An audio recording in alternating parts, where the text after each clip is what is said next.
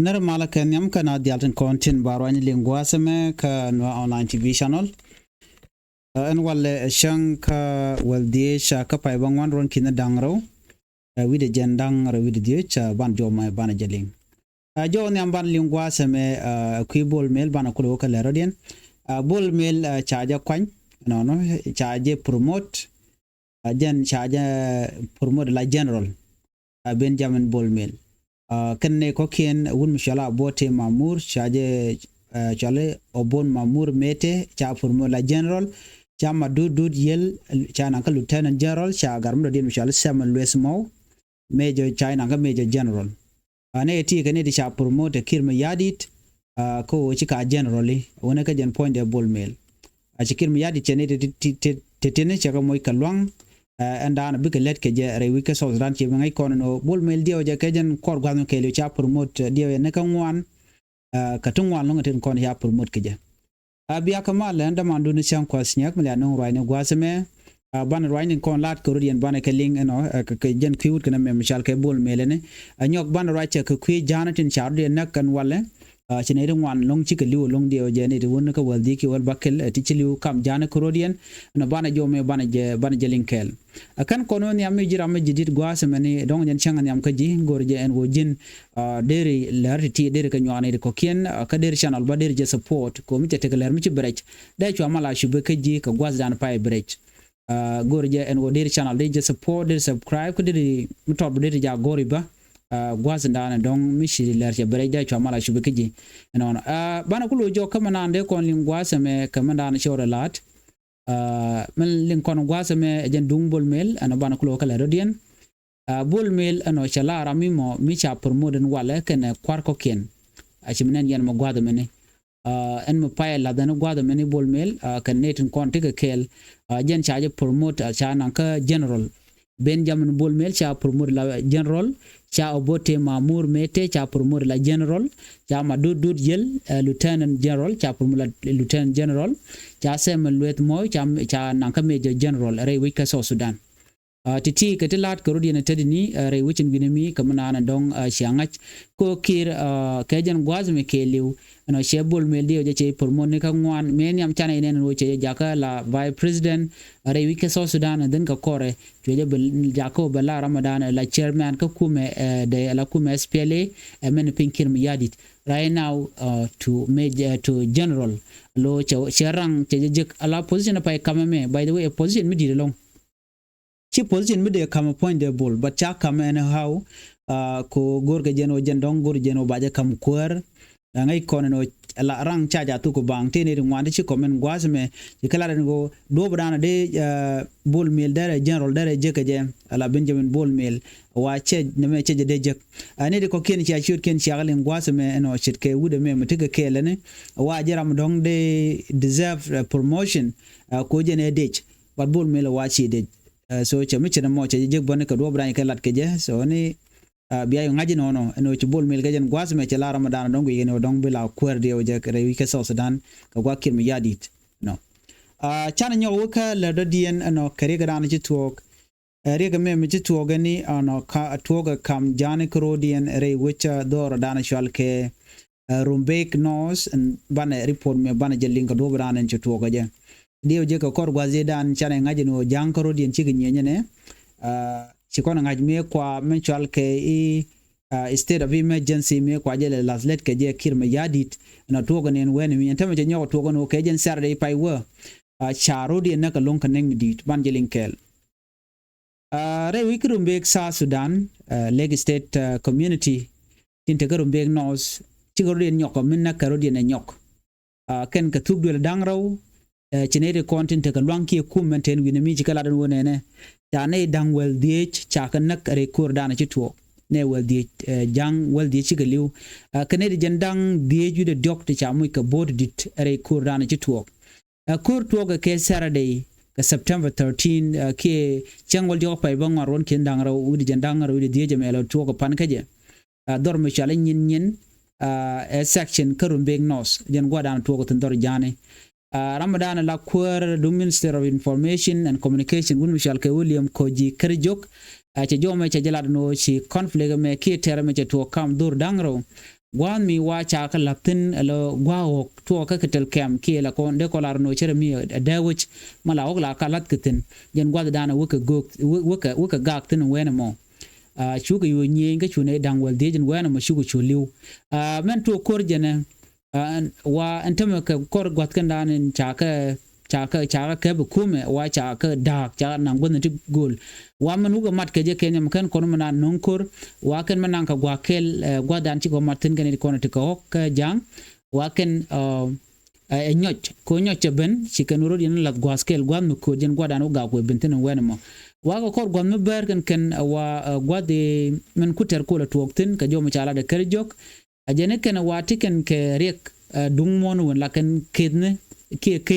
la kana ga ka kwidien anyok la kana ga ka kwi o mete nyam cha kwal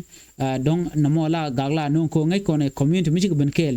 no la to ko bi ke te ga ga kam ne ken no shit gon tam mi community bra dong da te ngane ti mi ben gwa kel da te ngane dorame de ka gwar dor din de ken ko gor den non wana mo dong de nyal de jawret ke de nyal de jakwalan wana mo der ko der jeno so ne me mediten anyok e dunkit la ngai kon ke la na gak no so mi chede me chajo me chajalat chala do ne meni mi jemu je tore janin winimi lo ntame ne wal die chi kaliu shi kume wa che wurech ko che kada ka che ga separate ka kemneken cha mu ke kem to gol tam ko dong chi kor mo che de nyok mi le rode cha bon tin kono te ke ne kono te ko cha na gwar den cha ne ko ken cha ban gwar dana chi re ke toktin cha din ya chu ladan re weje mo ko chi kor mo che butok so mo toge re wech ka rumbe chi de malin kona ka toge dor jane na me de kon dia de koran palping ke lieng de no jawro dien ban nyok mo kwen kono gwase me ta dan shala re wika so zran ko le la dor shal ke ye river county che toge no ne wa chaji gno ne to mwanu ga jen gwas me ngap karodian lo na karodian la society dire long re wika so sudan bara report me mi be ka ye river county karwade ikala do ne chaji gno ne to mwana karodian tama kane te na karodian awa ke wuni long wuni na karodian kama na karodian ka je wa laran din let ken la economic hardship achit kon ngai kon no dong belet ka telen bijektin manadien wa a mental health challenge manadien dana na guni na mo wa kel mi dilong ka jom cha kulat gwaseme wa men jang na ko bna liwo long especially kan kon la wuni wa do badana dong chilat chi long ka ba jileng a she more dong telan mi long en wana mo ken men dini jen long man chalat gwaseme wa kwang wa wuntung wariudien chicken kwang chicken jakan yam cha jo mo cha jala ne kon de kaye gurge jen wo ne diala kontin dong cha rodien jako bi ken mat ka mad mi di long wana mo jako bi ga rodien nak man cha kula long wa se menene chala no men di de long kane ko la ngani ko ngani liu ke long wa meri ga de dien lamen talel zi chu cha jike wa ken mat ken kaman chala mar juana ke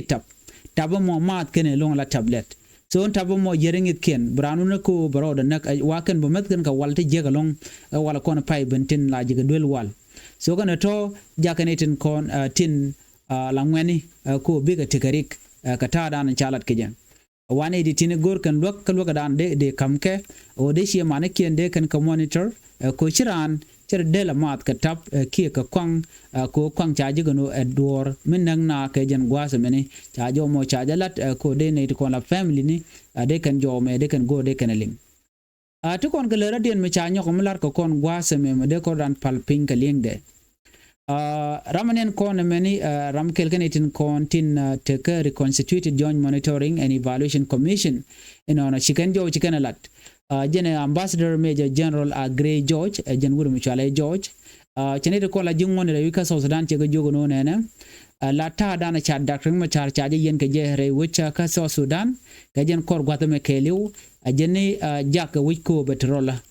chala no de reng macha de jelun ko bi mal beben mo waring machar waje gangre ti jen chit commentary ti jen tama jeni berik bunu kan ka wonyam ke kuje mo joga ne dialan konti la jingone no reng macha lo nyaje ta da ti jen chi mo gwa jak wiko berwal cha jo mo cha jalat ajene cha gwa mi china mone antame cha tung wan cha galat ko do badana gurgi jeno de reng macha de je lunga je bat chikim ya di cheka nok jen kwa ne to kon la jingone kwa la jogno chwari ga dan te wika so sudan chwa ko mere biene je Ambassador George cha jo mo cha jalat ajani unilateral decision dana chalat no re wicha ka so Sudan tele consultation ke tele tin makan ka kane de kokien chirga me chikir mi yadi de la no woje reng machar no ko woje neitin ko la jukware wano mo jena dana la rik la kanunga so mi chirin men tame be so Sudan be nyoko mulo je re ka kire kormi dit ka joran chalat jenen na me dere gwa en wode reng machar de jelun de ku mes fela yo de ja kam chonde de de ala kono dong de maldero nyam ka je de kalat bat ko ba gang reng machar ba gang re ti jen no cha jelun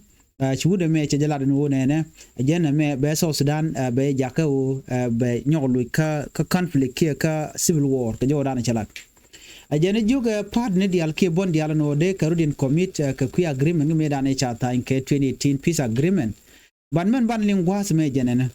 arima chara ta me gen gwas me ko jen charge suspend ko ngaje no chinatanil yet no che declare no she can be participate ka 2018 peace agreement dio jena mo very clear lonka kondial che joma che jela de Nathaniel yet a generation will participate and tamake jen gwatsa me chukuma de kuma spelai o che will participate a ko charif peace agreement charge bridge ke charge yar and what dakring ma charkar wade awajen yer malka ka jawdana chalat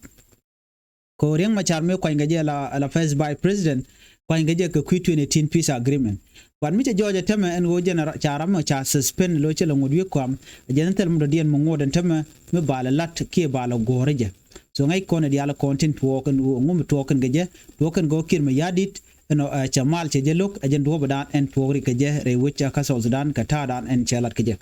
so jo me amde go en wode kon ling Nathaniel yet jen che kor che jengo lo atu gen teme bu ko ling ne kore wi ka so Sudan telum do dien ka jo wadan chelat keje ade kon dial tika ngach chol ne dial kon tila jes pila yon go madadudun go kel no goje duptin kon ende na on yam keje ko cha ken chikim yadit che kon lot kamen che lam yam o bi korbe ben karwade jenetem do dien mi ci do dan teme bala kor karwade jenda na cititin ade kon jo me ade kon lingano no ko do dan en chalat keje jor den bana nyoko mu kwen kono gwase me bala dungut ke men chal ke me la bolmel bolmel no na me dung economic concern jo me chalat gwase me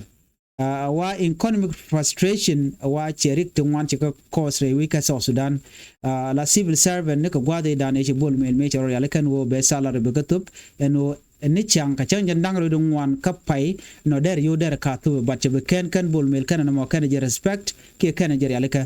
Dr. Benjamin bolmel jen chaje chol no jin me che promise no che ken cha ka ken je yale ka do be dan silat ke jen wo ba salary ba ka tu ke je ken yelat ram kel mila SPLM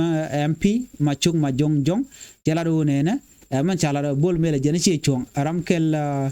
mi la representative ka kwach ka warab state ajana gur jeno bi bol mel banat baka wer and yo kani yo let kani ki petroleum me chunawo la na promise te yo de ben bachi yo chikungun jala do na me area kelen tame mo gur jeno de bol mel dare je declare dung salaries mandan en gorke jo me am gur de yena ngach akamanda en le rode ke kwi yone ngai kon bol mel no ci rode sacrifice lo ngonen wo dare yo dare ka jago ba ka luñ ke ba ka jik barante me ci ken no a ci lalet so na mo ari kel midit ci ga jom chalat gwas me ram kel mo mishe kel yadi ci je site ke ci je lab jor ko do badane na ci reng ma char ci je yen ke ja en wude men michal ke me self kim yadi kule la wude di en jente ke message me banyu ka kel gwas me wuda mo che kir che je la jor no kir je ramadan en jermal ajen jermal lo tel gwara dien mi banang tin ko che mal che je yar je ramadan de tech ko mete garam gurga no de tech raina ko kwimal ka dera la jen self kim yadit wuda me jen chale mohandis che la do ne ajeni en peace agreement dane chata kam Dr. Machar eno kene kir ajeni chaje yar kir mi yadi de jeni chi reng machar yene reng machar yene jabang bang eno kanga je jen wo ramadan en tegder chiman dis te jomo che jalat eno self kim yadit ramadan te tegare ka jam ramadan ba el responsible katin jeg dial konin to re which ka so Sudan